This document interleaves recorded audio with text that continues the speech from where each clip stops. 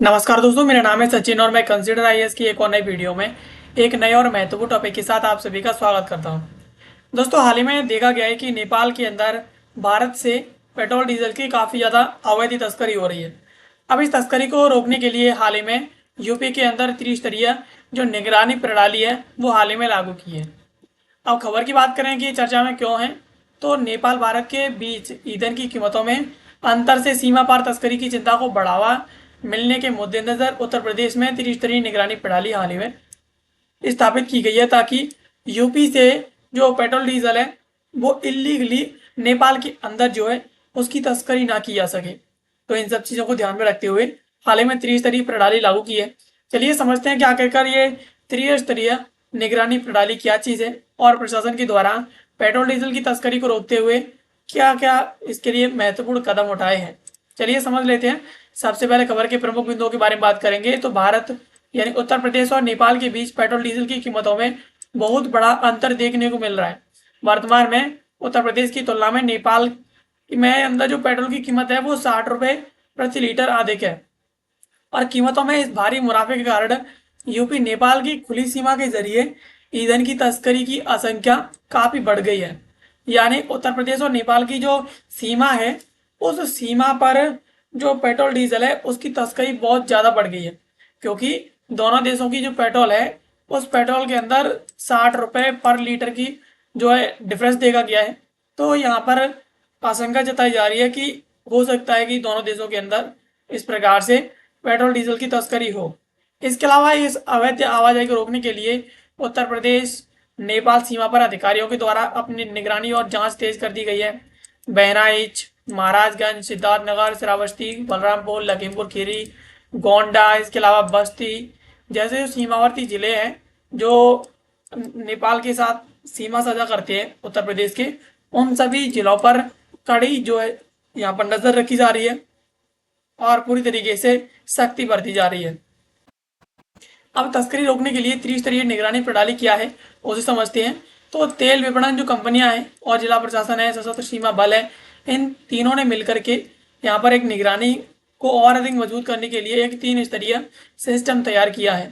इसमें जो पहला स्तर है वो पेट्रोल पंप का है। यानी यहाँ पर डिजिटल और मैनुअल जांच के लिए उन वाहनों की जांच और पहचान की जा रही है जो कम अंतराल में बार बार ईंधन भरवाने के लिए आ रहे हैं और उन्हें केवल सामान्य जरूरत जितना ही तेल दिया जा रहा है। यानी पहला जो स्तर है उसमें पेट्रोल डीजल लेने के लिए जो भी वाहन आ रहे हैं उनकी डिजिटली और इसके अलावा मैनुअली जांच की जा रही है और उनकी सामान्य जरूरतों के हिसाब से उन्हें तेल दिया जा रहा है।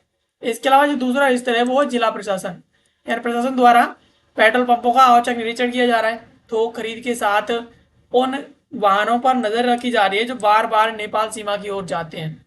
यानी जो वाहन बार बार नेपाल सीमा की ओर जा रहे हैं और कुछ समय बाद फिर से बार बार पेट्रोल भरवाने के लिए आ रहे हैं, तो ऐसे वाहनों पर जिला प्रशासन पूरी तरीके से नजर रख रहा है। इसके साथ ही तीसरे स्तर की बात करें तो ये सीमा सुरक्षा यानी एसएसबी का है। अंतर्राष्ट्रीय सीमा पर तैनात एसएसबी के जवानों ने संवेदनशील स्थानों, रास्तों और सीमा से सटे गांवों में गश्त और निगरानी है वो और अधिक बढ़ा दी है। इसके अलावा तेल कंपनियों के अधिकारी ऑटोमेटिक सिस्टम का इस्तेमाल कर रहे हैं ताकि शुरुआत में जो संदिग्ध वाहन है और जो असामान्य खपत है उसका पता लगाया जा सके। तो इस प्रकार से त्रिस्तरीय जो सिस्टम है वो तैयार कर लिया गया है। इसमें पहले नंबर पर यहाँ पर पेट्रोल पंपों पर जांच कर ली जा रही है, कौन आ रहा है, कौन जा रहा है, कितनी ईंधन किसको दिया जा रहा है। इसके अलावा दूसरा जो जिला प्रशासन है वो नजर रख रहा है कि नेपाल सीमा की ओर कौन कौन से वाहन जा रहे हैं। तीसरा है जो एसएसबी है, सीमा सुरक्षा बल, वो भी यहाँ पर अपनी गश्त तेज करके बहुत ज्यादा जो निगरानी शक्ति बरत रहा है। इसके साथ ही जो तेल विपणन कंपनियां हैं जो तेल ला रही हैं, दे रही हैं, उनके द्वारा भी ऑटोमेटिक सिस्टम उपयोग किए जा रहे हैं ताकि जो संदिग्ध वाहन है उनका और अधिक जल्दी पता लगाया जा सके। इसके साथ ही ईंधन की आपूर्ति जिला प्रशासन द्वारा उठाए गए सख्त कदमों की बात करें तो अधिकारियों ने स्पष्ट रूप से बताया है कि उत्तर प्रदेश में पेट्रोल या डीजल की कोई कमी नहीं है, पूरी आपूर्ति मौजूद है। अफवाहों और घबराहट में हो रही खरीदारी के कारण पेट्रोल पंपों पर अचानक मांग बढ़ी है, जिसे पूरा करने के लिए तेल कंपनियों ने सीमावर्ती इलाकों में अपनी आपूर्ति को दोगुना कर दिया है। यानी यहाँ पर अधिकारियों के द्वारा बताया गया है कि पेट्रोल डीजल की कोई कमी नहीं है, देश के अंदर बहुत आपूर्ति है।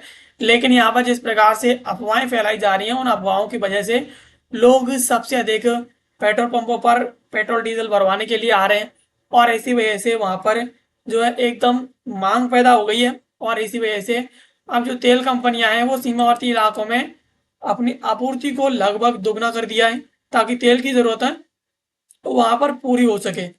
इसके अलावा अवैध हेराफेरी पर लगाम लगाने के लिए तेल कंपनियों ने 200 लीटर वाले जो बड़े ड्रम है, उससे बड़े ड्रम, उन पर थोक डीजल की बिक्री पर रोक लगा दी है।